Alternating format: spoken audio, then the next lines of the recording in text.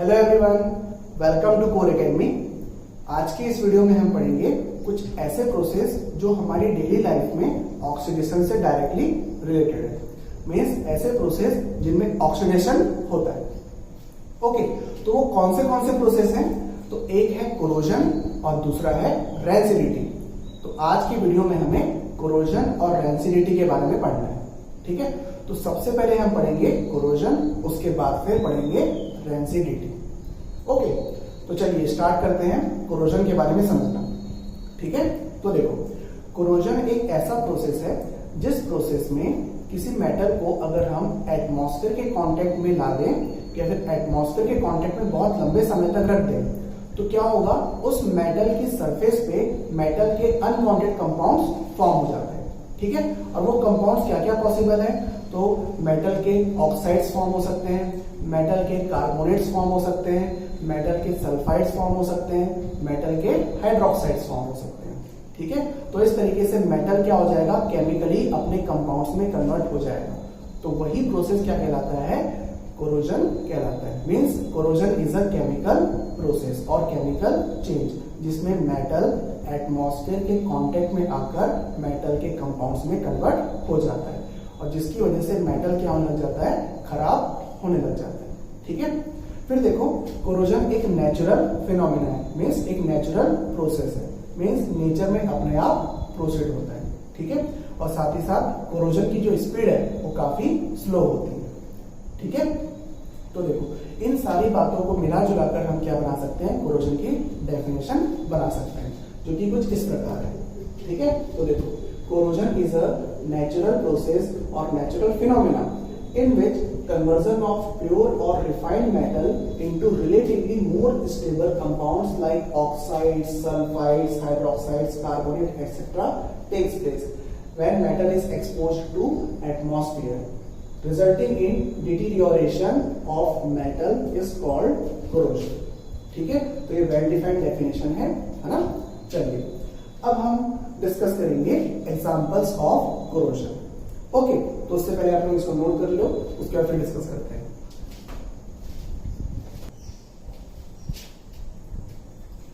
चलिए अब देखते हैं एग्जांपल्स ऑफ कोरोजन। ओके, तो देखो, सबसे कॉमन एग्जांपल है कोरोजन का रस्टिंग ऑफ आयरन। ठीक है, मींस लोहे पे जंग लगना, है ना।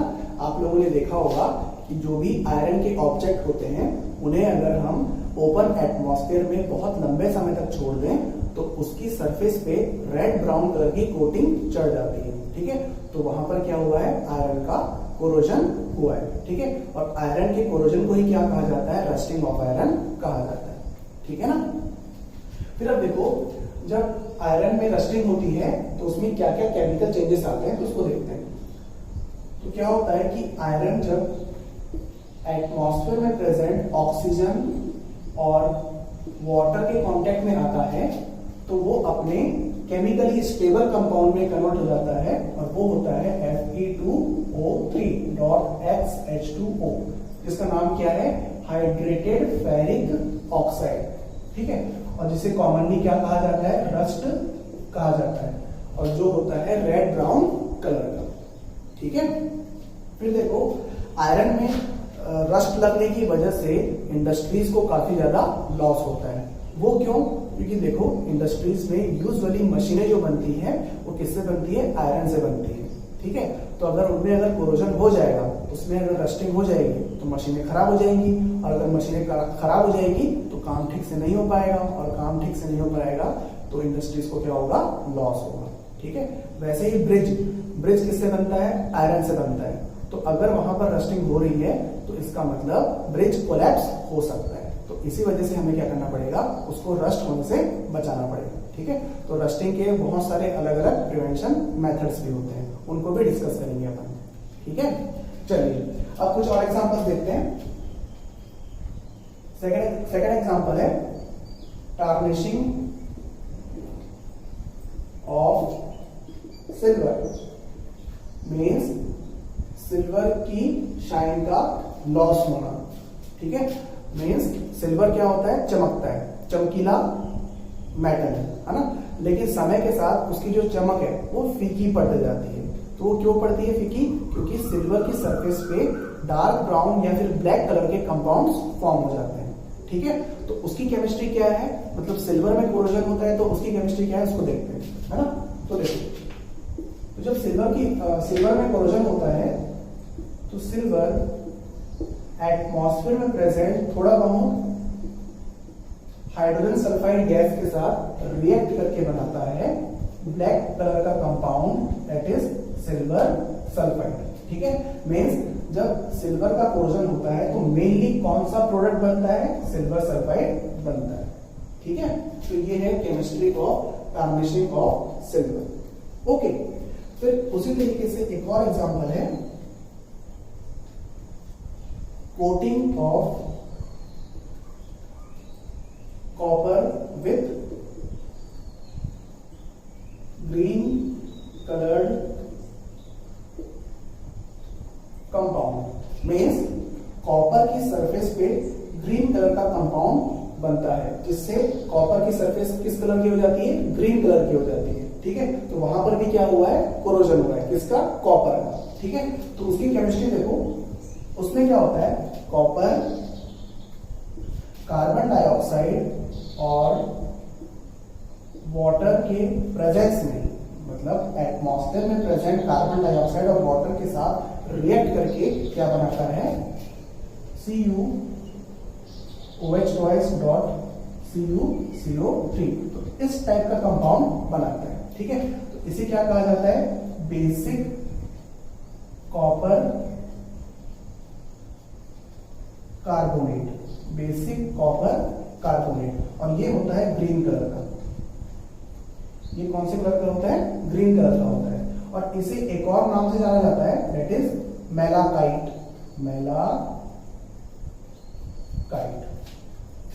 ठीक है, तो ये है chemistry of corrosion of copper, है ना, कि जब कॉपर का कोरोजन होगा तो कोरोजन होने पर कॉपर की सरफेस पे जो ग्रीन कोटिंग चढ़ती है वो किसकी चढ़ती है? बेसिक कॉपर कार्बोनेट की चढ़ती है, और ये उसका फॉर्मूला है, और उसे ही क्या कहा जाता है? मेलाकाइट कहा जाता है। ठीक है, तो ये हुए कुछ एग्जांपल्स इसके कोरोजन के। ओके, इनको नोट करो, फिर आगे बढ़ते हैं, है ना। फिर अब देखो, prevention method of rusting of iron. Means iron पे जंग लगने से हम किन किन तरीकों से बचा सकते हैं। ठीक है, तो देखो, पहला मेथड है most common method, that is applying paint और ग्रीस। मींस हम क्या करते हैं? आयरन ऑब्जेक्ट को पेंट कर देते हैं या फिर उस पर ग्रीस लगा देते हैं, जिससे क्या होता है? आयरन एटमॉस्फेयर के डायरेक्ट कांटेक्ट में नहीं आ पाता, है ना, और उसका रस्टिंग बंद हो जाता है या फिर उसका कोरोजन नहीं हो पाता। ठीक है, फिर अगला मेथड क्या है? Coating of iron surface with zinc. Means iron की सरफेस पे जिंक की कोटिंग चढ़ा देना, तो उससे भी आयरन का कोरोजन रुक जाता है। ठीक है, और इस प्रोसेस को क्या कहा जाता है? गैल्वेनाइजेशन।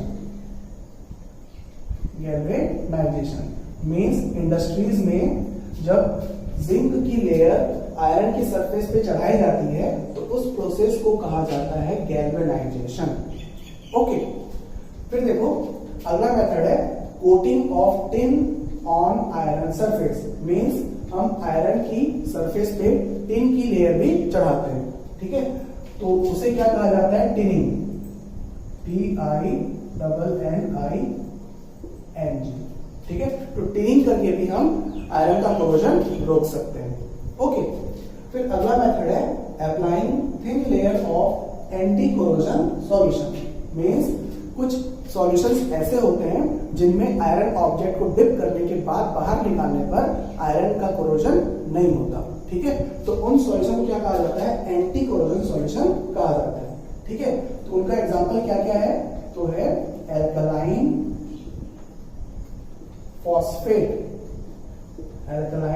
फॉस्फेट और एल्कलाइन क्रोमेट्स। ठीक है, ये कुछ एग्जांपल्स है इसके एंटी कोरोजन सॉल्यूशन के, जिसकी हेल्प से हम आयरन का कोरोजन रोक सकते हैं।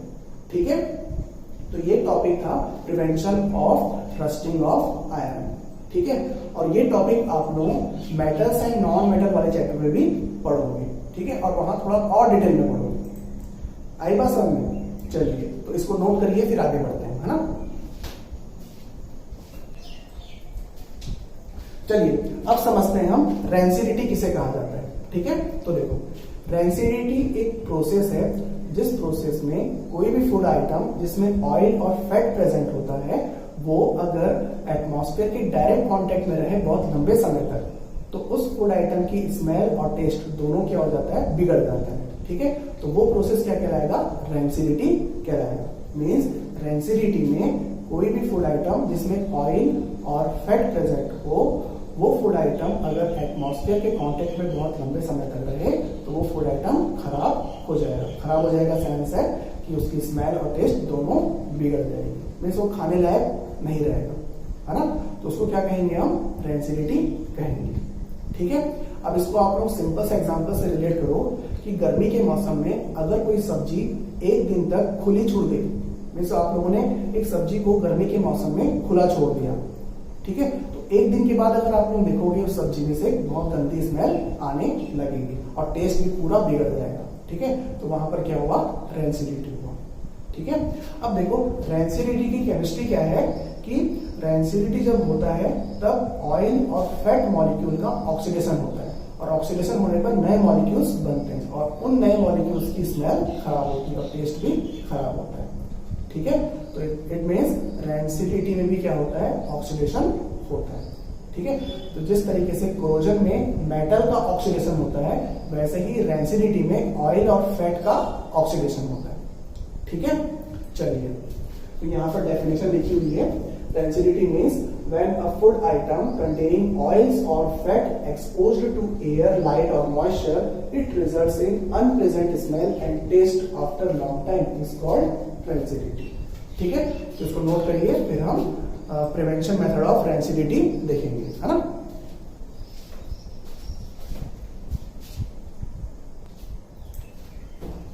अब देखो ये कुछ मेथड्स हैं जिसके थ्रू हम रेंसिडिटी होने से बचा सकते हैं, ठीक है। तो पहला मेथड है most common method, that is by refrigeration of food items. Means हम सब्जियों को खराब होने से बचाने के लिए क्या करते हैं, फ्रिज में रखते हैं। क्यों? क्योंकि फ्रिज में रखने पर टेम्परेचर कम होता है और कम टेम्परेचर पर रेंसिडिटी नहीं हो पाती, ठीक है। तो ये एक मेथड हो गया। फिर दूसरा मेथड है हम ऑक्सीजन को नाइट्रोजन गैस से रिप्लेस करते हैं, ठीक है, ड्यूरिंग पैकिंग। मीन्स जब चिप्स और नमकीन जिनमें ऑयल और फैट प्रेजेंट होता है उनको अगर पैक करना हो तो पैकिंग के दौरान नाइट्रोजन गैस यूज करें ऑक्सीजन गैस के बजाय। क्यों? क्योंकि नाइट्रोजन गैस रिलेटिवली इनर्ट होती है, मीन्स नॉन रिएक्टिव नेचर की होती है और नाइट्रोजन के प्रेजेंस में चिप्स और नमकीन का रेंसिडिटी नहीं होगा, मीन्स टेस्ट वगैरह नहीं बिगड़ेगा, है ना। फिर अगला मेथड देखो, by vacuum packing of dates और आलमंड्स। मीन्स जब हम खजूर और बादाम की पैकिंग करते हैं मार्केट में आपने देखा होगा तो किस टाइप की पैकिंग में आता है, वैक्यूम पैकिंग में आता है, ठीक है। क्योंकि vacuum means no air, means no oxygen, तो कोई ऑक्सीजन होगा नहीं तो कोई खराबी आएगी नहीं, ठीक है। तो ये कुछ मेथड्स हैं इसके रेंसिडिटी को प्रिवेंट करने के, ठीक है। चलिए अब उसके बाद देखो ये चैप्टर यहाँ पे कंप्लीट हो चुका है, अब आप लोगों का टेस्ट होगा, है ना। तो इस वजह से आप लोग तैयारी करना स्टार्ट कर दो और जितने भी वीडियोस बने उन सारे वीडियोस को एक बार रिवाइज कर दो, है ना। और जहां भी डाउट आ रहा हो उसको आप लोग कमेंट करके पूछ सकते हो, ठीक है। चलिए तो आज के लिए इतना, बाकी आप लोग टेस्ट के लिए तैयार हो जाओ, ठीक है। चलिए।